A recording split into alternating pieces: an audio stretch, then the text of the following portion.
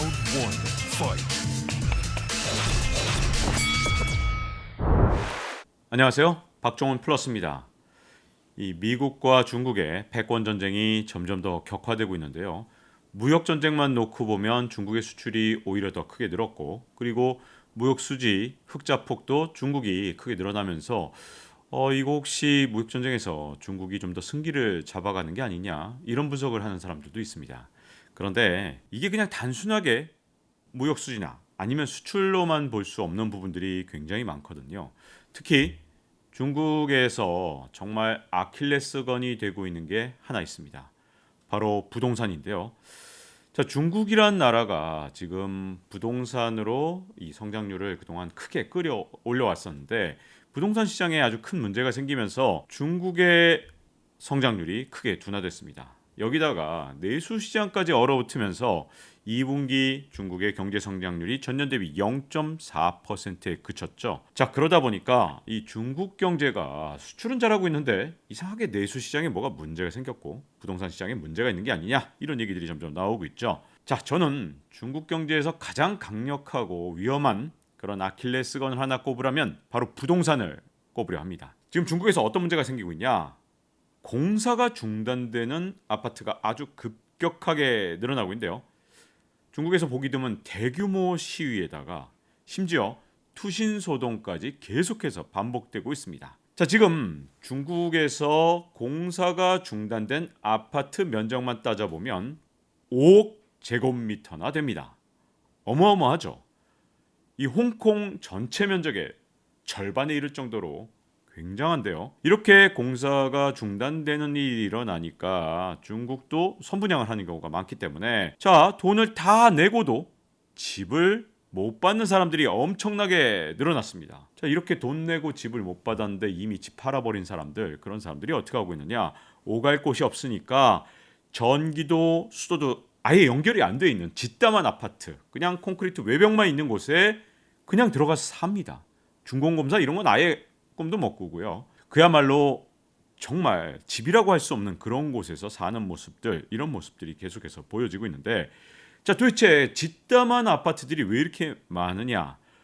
부동산 개발 회사들이 자금난을 겪으면서 공사를 멈추고 심지어 파산하는 부동산 개발 업체까지 줄줄이 나오면서 지금 아주 심각한 상황이 되고 있는데요. 얼마나 많은 부동산 기업이 도산을 했는지 이 중국이라는 나라의 특성 때문에 지금 정확하게 파악되기가 좀 어려운 상황입니다. 다만 지난 6월 달의 경우에는 단 엿새 동안 중국의 부동산 기업 9곳이 줄도산을 했다고 하니까 이게 굉장히 심각한 모습인 건 분명하고요. 올해 만기를 앞둔 중국의 부동산 개발 회사들이 이 합치면, 채권을 합치면 우리 돈으로 41조 원이나 된다는데, 이게 과연 제대로 회수가 될 것이냐, 이 부분도 굉장히 불투명하다고 하죠. 자, 지금 중국의 부동산 기업들 무슨 문제가 생겼냐 하면, 자, 이렇게 선분양을 하고 그 돈으로 그냥 건설을 하면 좋은데, 그동안은 중국의 부동산 시장이 워낙 빠르게 올랐잖아요. 부동산 개발 회사들이 이 돈 들고 이렇게 차분하게 개발하는 거 못 참은 겁니다. 그래서 먼저 받은 돈으로 딴 거 개발하고 난리치는 사이에, 예를 들어서 또 새로 신규 분양을 해서 그 돈으로 짓고 또 이 신규 분양해서 이 돈으로 짓는 이런 상황이 반복됐기 때문에 분양이 안 되는 순간 갑자기 자금줄이 막히면서 공사가 중단되는 상황이 벌어지고 있는데, 자, 지금 분양이 얼마나 안 되는지를 보여주는 게 중국에서 지금 부동산 개발 회사들이 아파트를 분양하면서 아주 고급 외제차 있잖아요. 그런 고급 외제차를 사은품으로 내걸기도 하고요.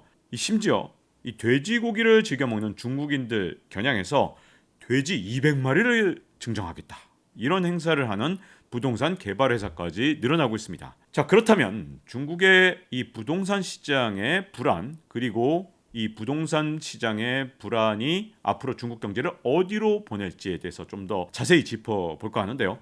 처음에 이 사태가 시작된 이유, 그건 바로 여러분도 혹시 기억하시겠지만 지난해 8월부터 시작된 중국의 부동산 개발 회사, 바로 헝다그룹, 중국의 원래 2위 부동산 개발 회사였죠. 그런데 여기에서 부채 위기가 본격화하면서 이 순위가 점점 뚝뚝뚝 떨어졌어요.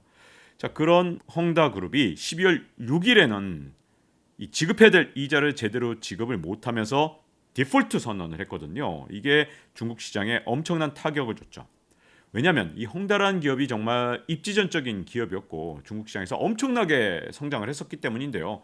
이 1997년에 창업을 해서 그동안은 중국의 부동산 시장이 뭐 상승만 계속했으니까 그걸 틈타서 엄청나게 빠른 속도로 성장을 했고, 자 2위 재벌이 됐을 때 2017년에 중국의 알리바바 이 마윈 회장을 꺾고 바로 헝다그룹 회장이 중국 부호 1위에 올라간 적도 있습니다. 헝다그룹의 협력사만 8,000개가 넘고요. 이 관련된 인력만 400만 명이 넘기 때문에 이 기업이 파산을 한다는 건 중국에서도 엄청난 피해를 불러올 수 있는 그런 사건이었죠. 그래서 지난해 12월에 이게 워낙 큰 사건이었는데, 자, 이 기업이 지고 있는 빚이 355조 원이나 됩니다. 이 돈이 얼마나 크냐? 우리나라 한 해 예산이 600조 원인데, 자, 비교를 해보면 이게 얼마나 큰지가 바로 드러나는 거죠. 그야말로 문어발식 확장을 하면서 돌려막기로 계속 경영을 한 겁니다. 그냥 진짜 분양 또 분양 또 분양 또 분양 하는 식으로 일종의 폰지 사기라고 들어보셨죠? 남의 돈으로 계속해서 이제 틀어막기 식으로 엄청난 속도로 이 성장을 했는데, 자 이렇게 헝다가 이렇게 갑자기 무너질 위기에 처한 데 대해서는 물론 음모론도 있습니다. 시진핑 주석의 가장 큰 견제 세력이라고 할 수 있는 상하이방의 자금줄을 막기 위해서 헝다를 일부러 표적으로 압박을 했다라는 썰도 있는데, 원인이 무엇이었든 어쨌든 진실은 불확실하지만 헝다라는 그룹이 흔들리면서 중국의 부동산 시장이 완전히 진짜 어려움에 처해 버렸거든요. 자, 이게 일종의 헝다라는 기업이 일종의 상징적 존재가 됐기 때문인데, 자 그런데 이제 혹시 경제 한방을 계속 꾸준히 보셨던 분들 아마 지난해 기억하실지 모르겠습니다만, 헝다그룹이 이렇게 부도 위기에 처한다 하더라도 중국 전체가 당장 현재 무너지거나 또는 문제가 되지 않을 것이라고 제가 자신 있게 말씀드렸는데요. 그 이유가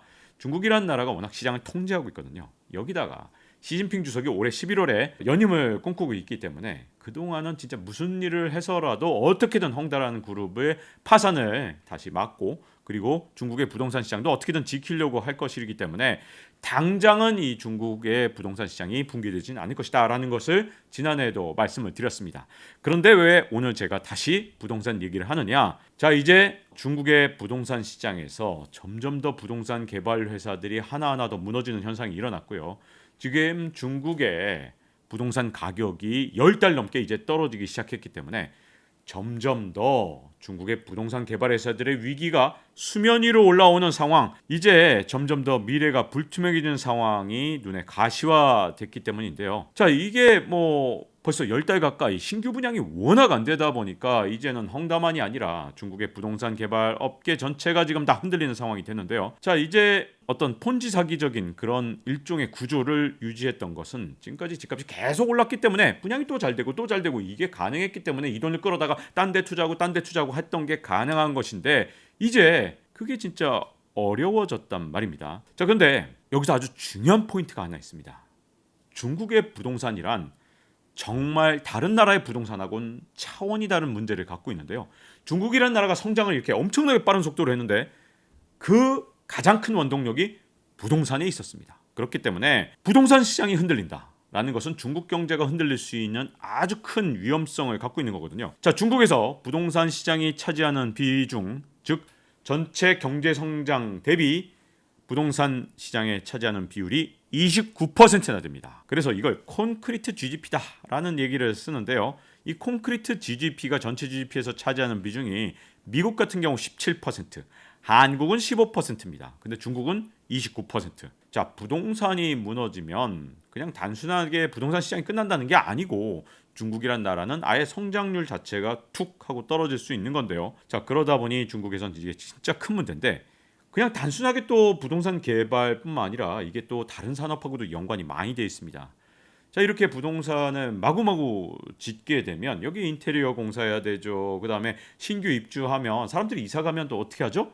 자, 뭐 TV나 뭐 냉장고 같은 거 새로 사잖아요. 그러니까 전자제품도 여기서 유발돼서 엄청나게 팔리고 가구도 여기서 통해서 팔리고 하다 못해 진짜 이 관련된 산업이 그야말로 엄청나게 많은 생필품까지도 이게 이사 가면서 사고 뭐 버리고 하는 것들이 되게 많기 때문에 엄청난 영향을 미치게 되거든요. 중국 사람들이 원래 저축률이 한 45% 되는데 그나마 돈을 쓰는 때가 언제냐? 바로 새 집으로 이사 가고 이런 부동산 경기 있을 때 이럴 때거든요. 그러니까 부동산 경기가 무너진다는 건 부동산 경기 이게 30% 이것만이 문제가 아니라 나머지 소비 산업 전체가 다 얼어붙는 아주 중요한 문제를 갖고 있습니다. 자, 이게 첫 번째 문제라면 두 번째 문제는 이게 중국의 지방 정부의 재정하고 또 밀접한 연관이 있다는 건데요.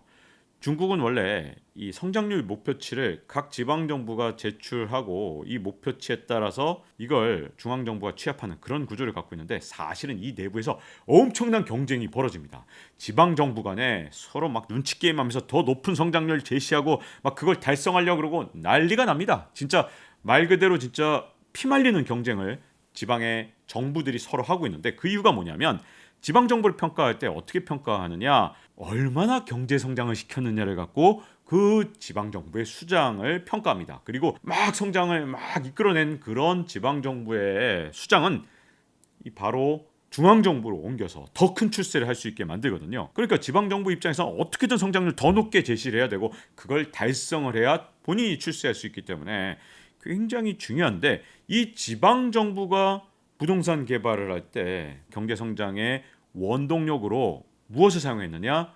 부동산을 사용한 겁니다.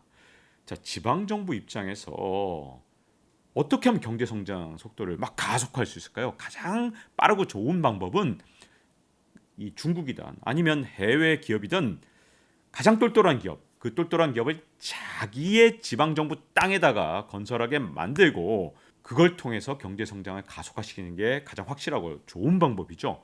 그러려면 어떻게 자기 땅에다 투자하게 만드느냐? 그 지원을 왕창 해주면 되거든요. 예를 들어서 보조금도 막 쏟아내주고 뭐 전기료도 감면해주고 땅도 공짜로 주고 수도요금도 공짜로 해주고 이렇게 하면 되는데 그러려면 뭐가 필요하느냐? 지방 정부가 바로 총알이 필요합니다. 돈이 필요한 거죠. 자, 그런데 이 돈을 마련할 때 가장 중요한 게 바로 부동산 개발이었습니다. 중국이란 나라는 원래 토지 소유권이 개인한테 없고 전부 다 국가 소유죠. 원칙적으로는.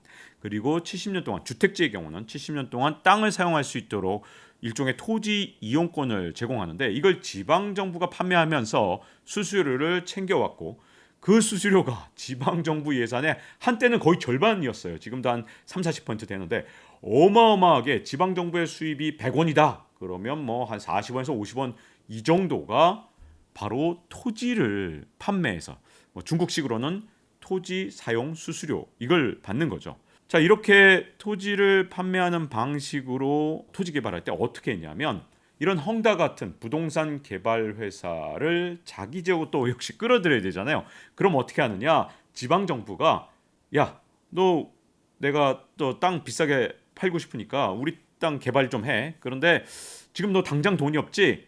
우리가 보증서 줄게. 우리 지방 정부가 보증서 주고 네가 돈을 빌릴 수 있게 해줄 테니까 그 돈으로 여기다가 아파트 왕창 줘.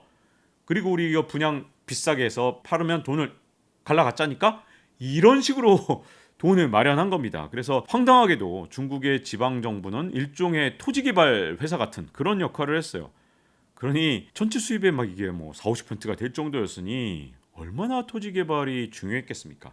이 과정에서 우리나라에서는 좀 없는 회사인데 거대한 부동산 개발 회사들이 재벌로 발전을 한 거죠. 바로 헝다 같은 기업들이 그래서 돈을 엄청나게 번 건데요. 이런 어떤 토지 이용권을 매각하는 방식으로 계속해서 돈을 만들었고 그야말로 경제 성장의 속도를 가속화했습니다. 그런데 여러분 지금까지는 이 메커니즘이 잘 굴러갔어요. 왜냐하면 집값이 계속 오르니까 지방 정부랑 그다음에 토지 개발 회사랑 서로 분양만 하면 엄청나게 비싼 가격에 이게 계속 더 비싼 가격 팔리니까 그야말로 지방 정부 입장에서는 돈이 마를 날이 없었단 말이죠. 그냥 더 많이 개발하면 되는 거예요. 돈이 마련하고 싶으면. 근데 이게 갑자기 부동산 시장이 확 얼어붙어서 신규 분양이 안 되는 세상이 돼버렸단 말이죠. 중국으로서는 이런 경험 진짜 거의 처음이나 다름없거든요. 물론 중국도 부동산 가격이 떨어진 적이 있었지만 아주 잠깐 떨어졌다 올라가고 잠깐 떨어졌다 올라갔기 때문에 이렇게 갑자기 장기적으로 침체 국면으로 들어간 적이 굉장히 드물었거든요. 자, 이런 상황에서 지방정부 입장에선 큰일이 난 겁니다. 이거는 뭐 토지 개발 회사들 이런 헝다 같은 부동산 그룹만 막 줄도산하는 게 문제가 아니라 자 지방 정부 입장에서도 아주 큰 문제가 된 거죠. 당장 쓸 돈은 많은데 토지가 판매가 안 돼요. 그러다 보니까 무슨 일이 생겼냐? 자 지방 정부의 부채 총액이 처음에 헝다 사태가 생겼을 때는 28조 위안이었습니다. 28조 위안. 그런데 올해 5월 말에는 이게 33조 위안이 됐어요. 이게 몇 달 사이에 그냥 확 늘어난 거죠. 33조 위안이라는 건 우리나라 돈으로 6,300조 원입니다. 우리나라 1년 예산이 600조 원이 좀 넘거든요. 그러니까 우리나라 1년 예산의 10배가 넘는다는 겁니다. 지방정부가 중앙정부도 아닌데 어마어마한 빚을 지게 된 거죠. 지방정부 입장에서 어떤 문제가 생길까요? 이제 더 이상 경제 성장을 이끌 수 있는 어떤 총알이 없는 상황, 돈이 없는 거잖아요.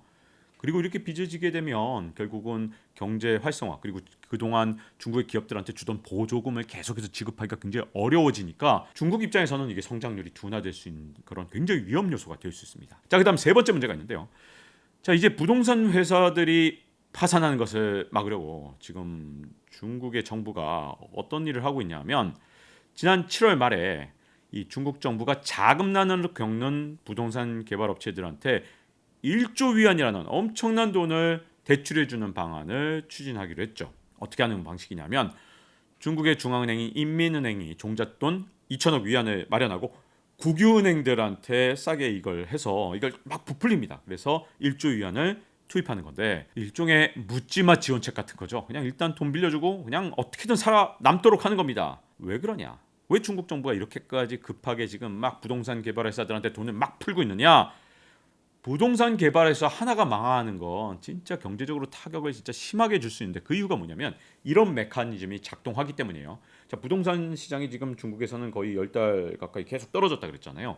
그런데 이렇게 부동산 가격이 떨어질 때 만약에 부동산 개발회사가 파산을 해요. 그러면 이 회사가 갖고 있던 부동산을 아주 헐값에 시장에 내다 팔아야 되죠. 또는 뭐 경매가 들어가는 경우도 있겠죠.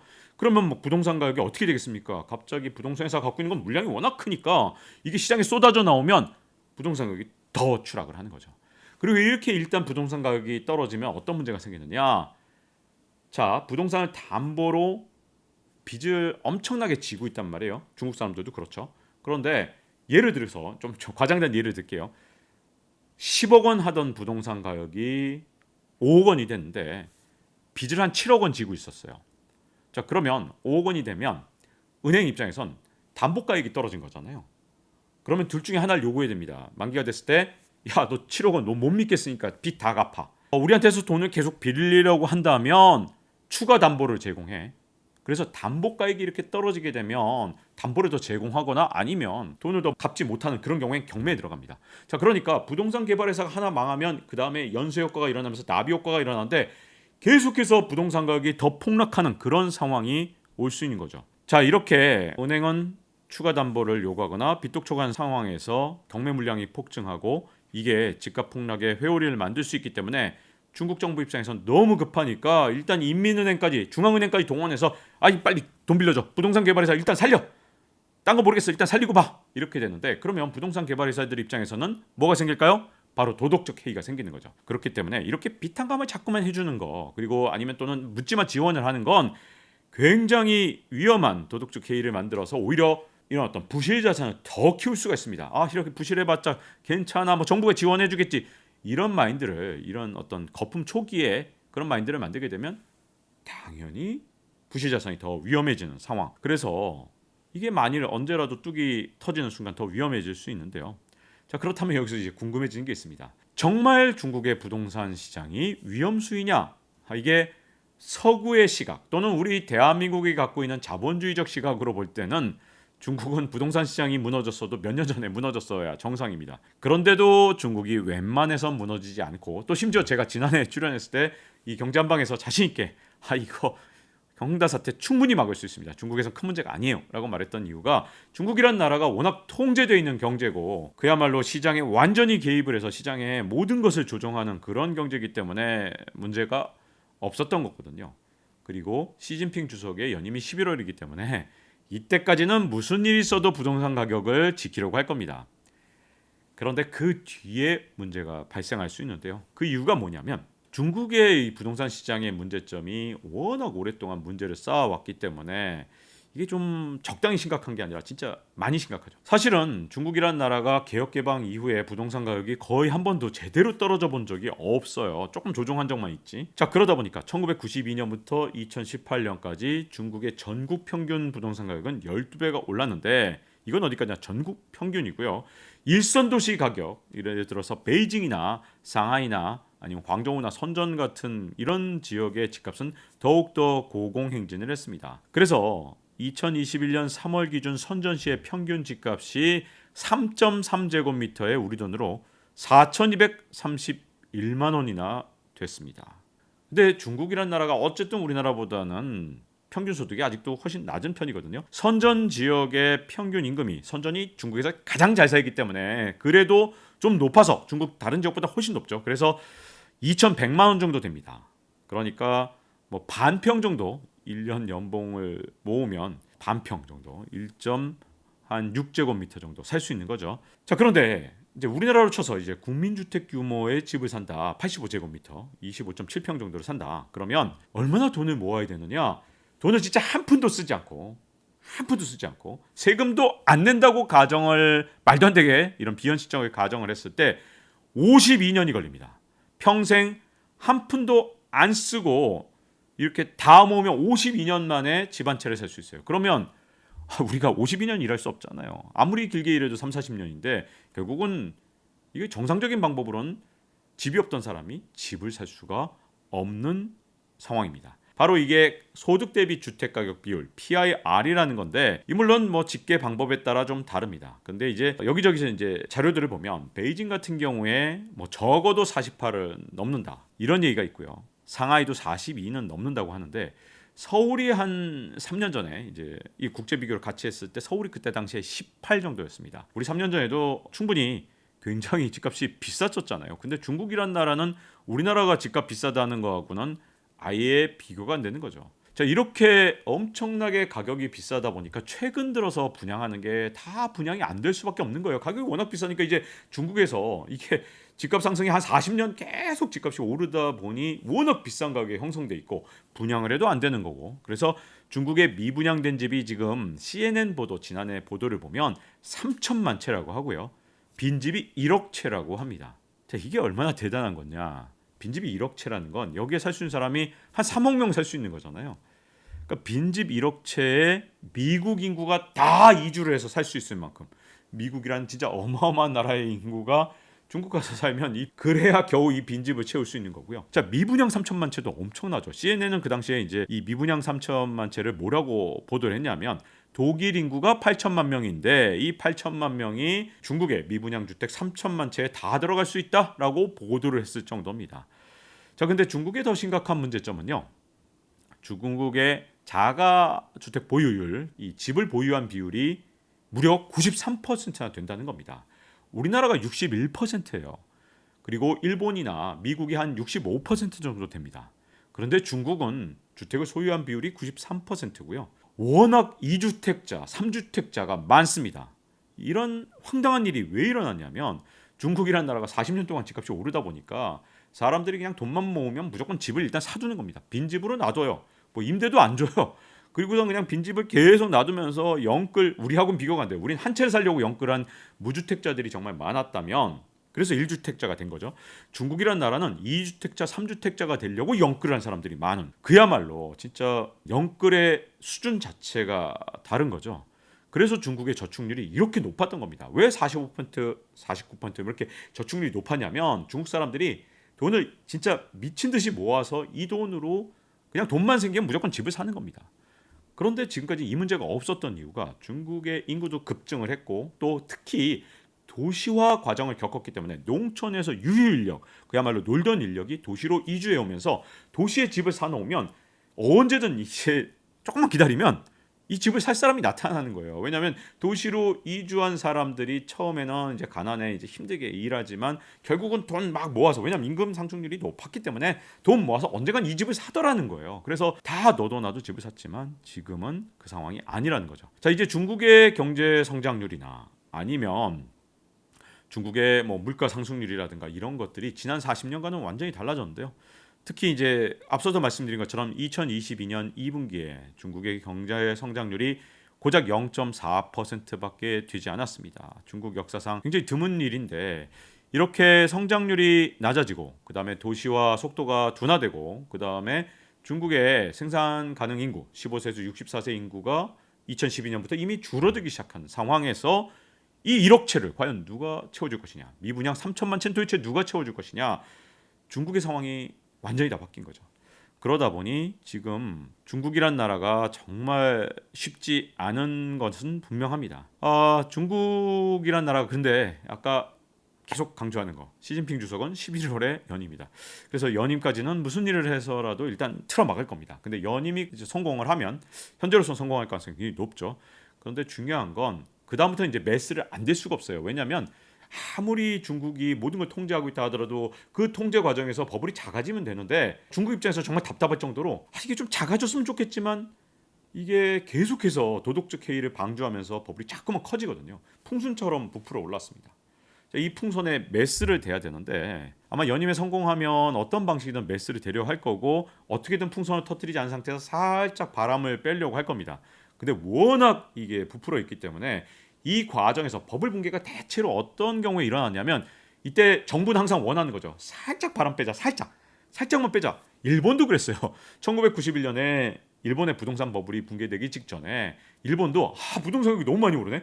이거 살짝만 빼자. 그래서 일본 정부가 살짝 규제, 일본 생각은 그렇게 생각했던 거예요. 살짝 규제를 하면 부동산 시장이 조금 안정되겠지 이렇게 생각해서 살짝 규제를 했는데 그게 그냥 펑 하고 터진 거죠. 왜냐하면 부풀어 오른 풍선에 메스를 대면 생각해보세요. 그냥 풍선이 터지는 거죠. 자, 그래서 지금 현재 이제 중국이란 나라가 그동안은 이제 부동산 시장의 문제점을 전부 다 대증요법을 쓰면서 일시적으로 막으려고 임시방편을 했고 그 사이에 막 부풀어 있는 상황에서 마치 이 상황이라고 보시면 됩니다. 암세포가 막 자라나고 있는데 진통제를 먹으면서 계속 뛴 겁니다. 그런데 이제 결정을 해야 돼요. 이 암세포를 빨리 지금이라도 도려낼 수 있을 때 도려내야 되느냐 아니냐. 시간이 갈수록 암세포는 더 퍼지니까요. 이제 연임 이후에 그걸 해결하려고 할 텐데 그래서 저는 사실은 올 연말보다 내년에 이제 중국 정부가 어떤 액션을 취하느냐에 따라 좀 달라질 거라고 보고요. 물론 지금도 더 버틸 수 있다고 생각하고 중국 정부가 계속해서 버블을 방치할 수도 있지만 그렇게 했던 나라들 중에 뒤끝이 좋았던 나라는 없습니다. 결국은 아무리 통제가 가능한 나라도 결국 언젠가는 버블이 더 커지기 때문에 더 위험성을 만들 수밖에 없거든요. 자, 그러면 시기는 좀 더 미룰 수 있겠지만 더 위험해지는 상황인데 일단은 그래서 저는 연임 이후에는 어떤 방식이든 모든 나라가 다 처음엔 욕심을 내요. 여기에 살짝만 아주 미세한 구멍을 뚫어서 바람을 살짝 빼자라고 할 것 같고요. 중국이 과연 이제 일본의 버블 붕괴나 이런 것들을 교훈 삼아서 현명한 대책을 내낼 수 있느냐 없느냐는 좀 두고 봐야 될 것 같습니다. 근데 여기서 우리나라가 굉장히 중요한데요. 자, 지금 중국이란 나라는 워낙 글로벌 펀드 또는 헤지 펀드 이런 데 대해서 방화벽을 엄청나게 높게 쌓아놨습니다. 그래서 만약에 중국이 메스를 댈 때 버블이 터진다 하더라도 외환위기보다는 중국 시장 내부에서의 버블 붕괴로 끝날 가능성이 좀 더 크거든요. 왜냐하면 방어비라는 게 딴 게 아니라 중국이란 나라에 해외 자본이 투자하긴 쉬운데 돈을 빼갖고 나가는 건 굉장히 어렵게 만들어 놓은 상태거든요. 자, 그러면 뭐 중국에서도 뭐 만약에 문제가 생기면 해외 자본이 돈을 빼려고 하겠죠. 뭐 내년 만약에 진짜 메스를 대는데 문제가 생긴다면.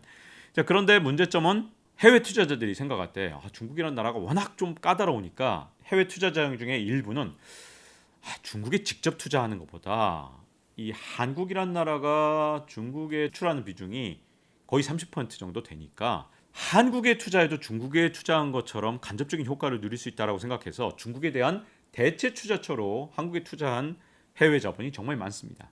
그런데 중국 경제에 문제가 생겼을 때 중국으로부터 돈을 직접 빼는데 좀 시간이 걸리거나 좀 문제가 있다고 생각했을 땐 사실 한국으로부터 먼저 뺄 가능성이 있거든요. 그렇기 때문에 우리나라도 이제부터 금융시장을 잘 보호할 수 있도록 방어할 수 있도록 여러 가지 대비책들을 세워놔야 되고요.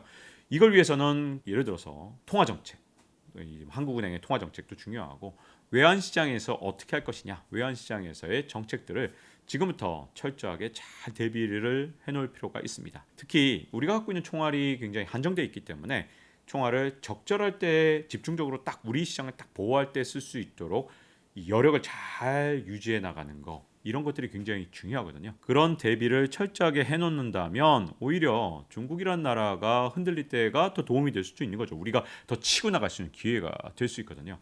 자, 여기까지 말씀드리면 중국이 진짜 엄청나게 위험하냐? 좀 애매한 측면이 하나 있는데 사실 중국이란 나라가 이렇게 내수시장, 부동산 시장은 진짜 문제가 생긴 거 맞고요. 위험시장화가 생긴 것도 맞습니다. 그런데 이 묘한 게 내수시장만 봤으면 진짜 중국은 벌써 마이너스 성장을 했을 겁니다. 중국 내수시장이나 아니면 부동산 시장은 지금 심각하니까요. 근데 수출이 지금 굉장히 잘 됩니다. 이 수출이 굉장히 잘 되다 보니 이제 수출로만 놓고 본 사람들이 중국 문제 없다, 앞으로 계속 잘 될 거다 이러는 거고, 내수만 놓고 보면 중국이 위험하다 이렇게 얘기를 하는 건데요. 제가 보기엔 이럴 때일수록 더욱더 중용의 시각, 그 시각을 통해서 중국을 좀 더 냉철하게 바라볼 필요가 있는데요. 제가 오늘은 이제 중국의 내수 시장과 부동산 시장 중심으로 말씀드렸다면 중국의 수출 경쟁력 문제는 좀 더 다른 시간에 좀 더 말씀을 드릴까 하고요. 자, 이제 박종훈 플러스 마칠 시간이 됐습니다. 잊지 말고 좋아요, 구독, 알림 설정해 주시면요.